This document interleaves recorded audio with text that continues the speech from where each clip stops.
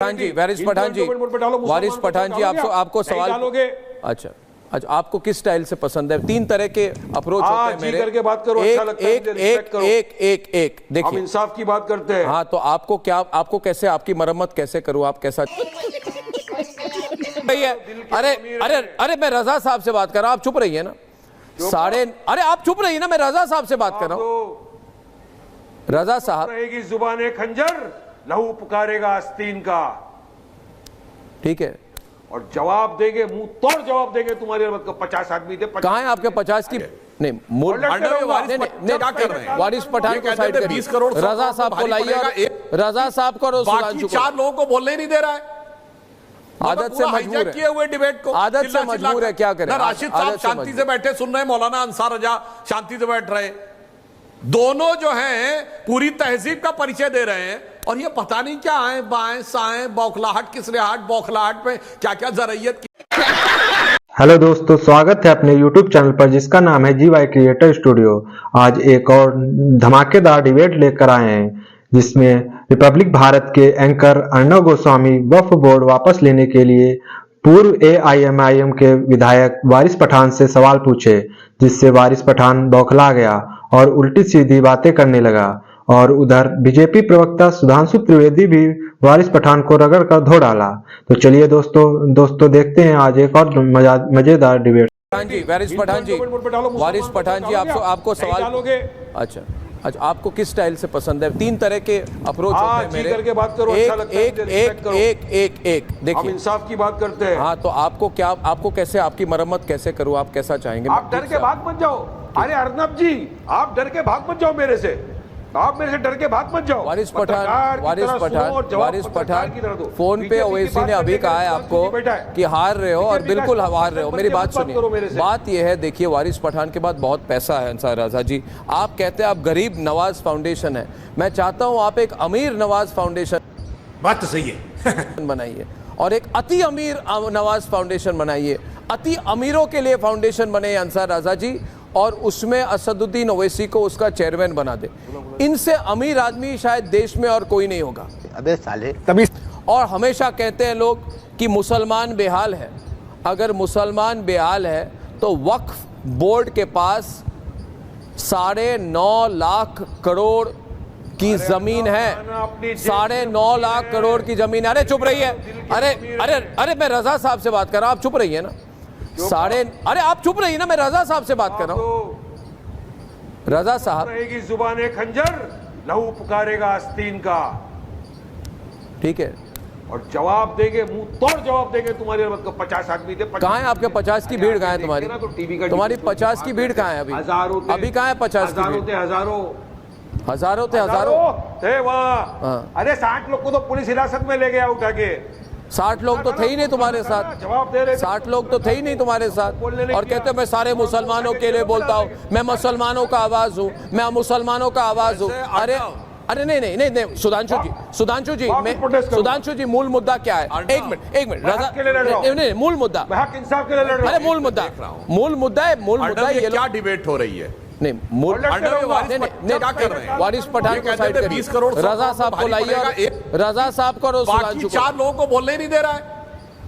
आदत से मजबूर है, किए हुए डिबेट को आदत से मजबूर है, क्या करें? राशिद साहब शांति से बैठे सुन रहे, मौलाना अंसार रजा शांति से बैठ रहे, दोनों जो हैं पूरी तहजीब का परिचय दे रहे हैं। और ये पता नहीं क्या आए बाएं साएं, बौखलाहट किसरियाहट, बौखलाहट में क्या क्या जरइयत किए जा रहे हैं, अनाप शनाप क्या क्या बोलते चले जाए। हाथ से पैसे जा रहे हैं सुधांशु जी, इनके हाथ से पैसे जा रहे हैं। जितना पैसा इनको मिल रहा था बंद हो रहा है अप्रैल से। आप समझ जाइए वारिस पठान की हालत। हमारी जमीनें बहुत ज्यादा हो सकता है, बहुत सारी कॉमर्शियल प्रॉपर्टियां इनकी भी हो, इनके लोगों की हो, इनकी पार्टी के लोगों की हो, क्योंकि भाई हैदराबाद में तो आज तक हमेशा से इन्हीं का ही रहा है। तो हो सकता है इनको लग रहा हो कि अरे साहब इतना मामला डूबा जा रहा है। तो तब कभी कभी ऐसे में आदमी जो हो जाता है उसे उर्दू में कहते हैं खब्तुल हवास। तो मुझे लगता है कि ये खब्तुल हवास होते नजर आ रहे हैं। वारिस पठान साहब, आप इतना तो वारिस पठान को दिखा दीजिए। इसीलिए मैं कहना चाहता हूं, देखिए एक गंभीर मामला है, इसको गंभीरता से देखना चाहिए।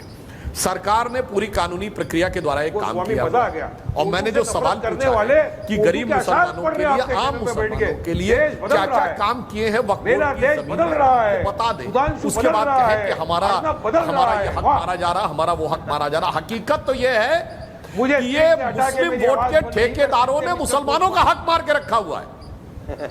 मैं चैलेंज करके कह रहा हूं, मुसलमानों का हक मारकर मुस्लिम कोई नहीं वोट मार के सकता। ठेकेदारों ने रखा संविधान हुआ है। हमारे साथ और वो है, आज भी कोई कह नहीं रहे मार हैं कि सकेगा। मेरे पीछे खड़े रहो, मैं तुम्हारा ठेकेदार हूं, हमारे साथ मैं है। जहां तुमको बांध दूंगा ये हमारे वहां साथ बांधना। है। मैं कहूंगा कांग्रेस को वोट दो तो कांग्रेस को वोट देना, सपा को वोट दूं कहूंगा सपा को वोट देना, मैं कहूंगा ममता बनर्जी को वोट दो तो ममता बनर्जी को वोट देना। और उसके बाद गरीबों गुर्बत मुफलिसों जब तक संविधान हमारे मजलूमियत साथ में है, पड़े रहना। किसी की फिर हिम्मत जब मैं नहीं आवाज दूं कि तो हमारी निकलना एक इंच और जमीन वोट दे खा के जाए। चले जाना। ये हमारे वरना हक ये की बता जमीन है। दें कि मुसलमानों मुसलमानों के अधिकार की की जमीन है, ये तरक्की हमारे के साथ लिए है, सुधांशु कौन से त्रिवेदी। 4 काम किए हैं इतनी बड़ी जमीन के क्या साथ, है? जो पूरी दुनिया में सबसे अमीर वक्फ बोर्ड है। तुमको कब से होने पूरी लगी? दुनिया में, भारत में नहीं, मुसलमान अगर दो शायद पूरी दुनिया में वक्फ बोर्ड भी छोड़ दीजिए, किसी प्राइवेट इंस्टीट्यूशन के पास दुनिया में इतनी बड़ी लैंड नहीं है जितने भारत के वक्फ बोर्ड के पास है। देखिए, मुझे बता दो भाई।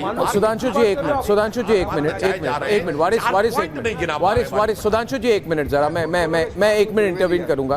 रजा साहब, वारिस जी चुप रहिए। I cannot listen to lies.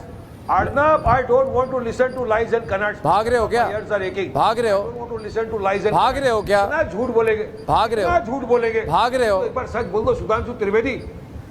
अरे भागता कौन है? भगा देता हूँ। भागते नहीं, भगाते भगाते। और तुम जैसे को पहला भगाते, भगाएंगे भगाएंगे। तुम जैसे का सवाल मतलब जवाब क्या? दो, हिंदुओं की बात सवाल कर रहे का हो? जवाब। तुम जैसों का मतलब क्या? सुधांशु त्रिवेदी जी ये कह रहे तुम जैसा, यानी कि हिंदुओं को भगाएंगे ये लोग। जमीन क्यों छीनना वारिस चाहते हो? पठान कह रहे हैं भारत से हिंदुओं को हटाएंगे, तुम जैसों को हटाएंगे। तुम जैसा क्या? तुम जैसा, आप जैसा क्या? जो बोलना है बोलो, तुमको तो झूठ। आप कह रहे हो हिंदुओं को भारत से हटाओगे, क्या गजवा हिंद करोगे? गजवा हिंद करोगे? हाँ। क्यों गजवा हिंद करने की? कोई हिंदू तुम्हारे साथ नहीं है। नहीं अरे गजवा भाई, हिंद करोगे? देश के एक सबसे नहीं बड़े सुधांशु जी चैनल इसको, पे इनको मैं पकड़ता हूँ 1 मिनट। कोई बीजेपी गजवा हिंद करोगे? हिंदू हिंदू। हाँ? मैं जब 1 मिनट में जवाब कर रहा है देता काम, तुम्हारे लिए क्या कर रहा है? अन्ना सुनिए, मैं 1 लाइन में जवाब कर देता रहा हूं। है आजकल। तुम्हारे लिए क्या कर रहा अन्ना, है? मुसलमानों देश के बीजेपी सब कर रहा है, अर्नब के लिए कुछ नहीं कर रहा है। अब सुनिए, हाँ, फिर छोड़ो बीजेपी का साथ, क्या अन्ना, फायदा है उसमें? देश के इतने जब बड़े मोदी चैनल सरकारी पे की बैठकर मुसलमानों की है, देश की इतनी जमीन छोटी की सी है, पार्टी के मुसलमान नेता हिजाब की है। गज भर की जवान के साथ जो अनाप शनाप बोल रहे हैं, मैं वारिस पठान को चैलेंज करके कहता हूं, दुनिया में कोई मुस्लिम देश बता दीजिए जिसमें आप बैठ के टीवी पे ऐसे अनाप शनाप गवर्नमेंट के बारे में बोल सकते हो। मैं चैलेंज करके पूछ रहा हूं, अमा मियां क्या बात करते हैं, मतलब कहना नहीं चाहिए, मतलब दो सीटें नहीं है जिस पार्टी की, इसे कहते हैं कि जिसमें पानी कम होता है तली में उबाल जल्दी आता है। सुधांशु जी मेरे को एक्चुअली वक्त से ज्यादा मतलब नहीं है, मेरी बात सुनिए। 1 मिनट सुधांशु जी, 1 मिनट सुधांशु जी, 1 मिनट सुधांशु जी, 1 मिनट। मेरे को मैं एक बात कहना चाहता हूँ सुधांशु त्रिवेदी जी। अध जल गगरी छलकत जाए, मुझे एक हिंदी में कहावत होती है, अध जल गगरी छलकत जाए, मतलब वो आपके में दिखाई पड़ रहा है। और ये दोनों लोग शांति से बैठे हैं और आपको लग रहा है कि आप भाई या तो मतलब कुछ लगता है, आपको क्या टेंशन है? चलो आपको क्या टेंशन हो रहा है? मुझे लगता है आप अपने कोई मैटर रिडिकुल बना रहे हैं। चलिए मैं अंसार राजा जी से सवाल पूछ रहा हूँ। 2 मिनट सुधांशु जी, मैं इनको थोड़ा विश्राम देता हूँ। ये थक गए हैं के साथ अन्याय नहीं होना चाहिए। सुधांशु जी, इनके नर्वस ब्रेकडाउन होने वाली है, इनके हाथों से पैसा जा रहा है, इनके कई प्रॉपर्टीज है, बाइकला में इनके प्रॉपर्टीज है, इनकी बहुत प्रॉपर्टी है वक्फ के नाम पे, इन्होंने पॉकेट में रखा हुआ है, इनके हाथ से जा रहा है, इनकी इनकम बंद हो रही है। ये रोएंगे 50 लोगों की भीड़ को जाके, इधर घूमते रहेंगे। चले जाइए अपने 50 लोगों की भीड़ को लेके मोर्चा चलाइए अपने घर के बाहर। राजा साहब, सवाल आपसे मेरा सवाल आपसे राजा साहब, और आप ये गंभीर सवाल है। मुमताज़ आलम रिजवी भी हमारे साथ हैं। देखिए, बंगाल में जो हुआ उस पर मैं चाहता हूँ आप मुझे टिप्पणी दें, क्योंकि बंगाल की एक वीडियो है संतरागाची से। संतरागाची एक जगह है पश्चिम बंगाल में, जहाँ पे एक बिजनेसमैन अपनी गाड़ी में, एसयूवी गाड़ी में जा रहे थे, और अगर तस्वीरें दिखाई जा सके, संतरागाची में फिर किन्होंने कुछ वक्त की कोई प्रोटेस्ट चल रही थी वहाँ पे, तो उन्होंने अपने सिक्योरिटी वालों को बोला ज़रा आगे जाके इनको रिक्वेस्ट कर दीजिए गाड़ी को जाने दें। और उसके बाद ये हुआ, आपको तस्वीरें दिख रही हैं? बिल्कुल। उसके बाद ये हुआ ये जितने वहाँ पे ये बदमाश थे ये सारे अपने गाड़ी पे चढ़ के गाड़ी को तोड़ दी, ड्राइवर को खींचा, मारपीट की और वक्फ के नाम पे ये सब हो गया। अंसार रज़ा जी, इसकी जिम्मेदारी कौन लेगा? दूसरी बात है, और एक तस्वीर है स्वामी विवेकानंद, है ना, उनका जो एंसेस्ट्रल होम है जहाँ पे उनका घर था, उसके सामने एक बस जा रही थी और बस के ऊपर भगवा झंडा था। आपने तस्वीर देखी होगी सुधांशु जी, भगवा झंडा था बस पे। वक्फ वाले प्रोटेस्टर वहाँ पे थे। वहाँ पे खुद तो ये लोग फ़िलिस्तीन का झंडा लहरा रहे थे और वहाँ पे इनको प्रॉब्लम थी कि भगवा झंडा लगाया गया था बस पर, तो सारे लोग बस पे चढ़ गए, हमला किया और भगवा झंडा जो है उसको कहा इमीडिएटली उसको उतार दो, और उसके जगह इन्होंने फ़िलिस्तीन का झंडा लगा दिया।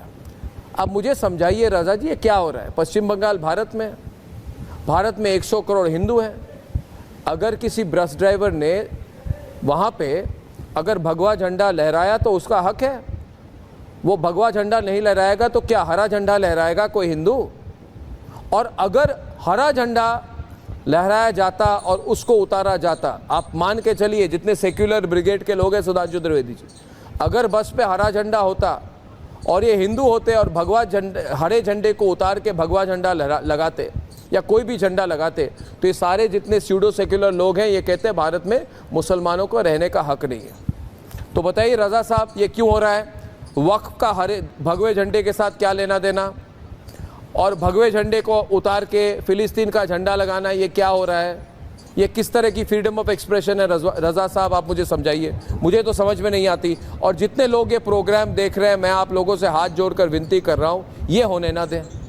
अगर ये होने लगा तो ये लोग भारत को फ़िलिस्तीन बनाने की कोशिश करेंगे। रज़ा साहब,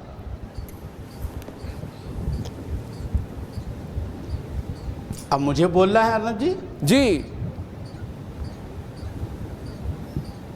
चलिए, बड़ी मेहरबानी आपकी, नहीं, बहुत नवाजिश आपकी। देखिए,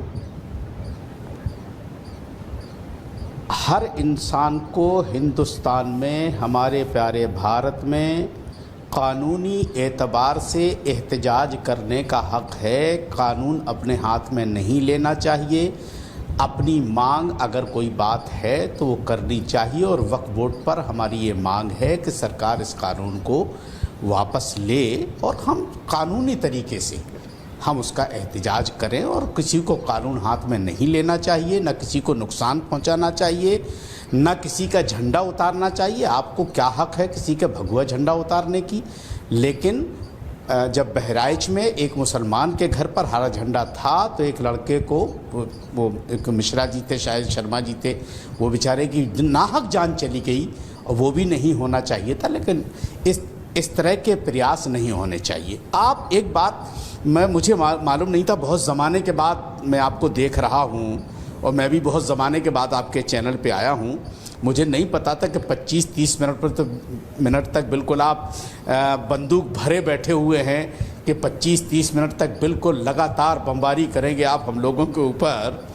अब एक तरफ आप खुद कह रहे हैं कि 50 लोगों की भीड़ थी, और एक तरफ आप कह रहे हैं कि हज़ारों लोगों ने गाड़ी को घेर लिया, उस पर चढ़ गए, झंडा लगा दिया, वगैरह वगैरह। वो आप समझे कि क्या सही है क्या गलत है।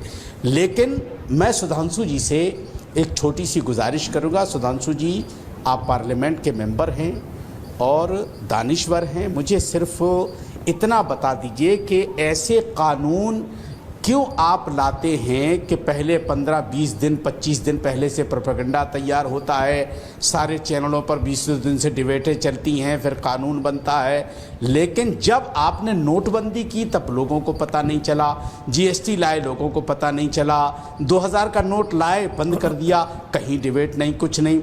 ये सिर्फ इसलिए आप लोग करते हैं ताकि भोले भाले हिंदुओं को उनके दिमाग में ये बात डाली जाए कि देखो मोदी सरकार मुसलमानों को कैसे दबा के रखी हुई है। इसके अलावा और कुछ नहीं है। अगर इसके अलावा कुछ होता तो आप मुझे 11 साल में वो 5 कानून बता दीजिए।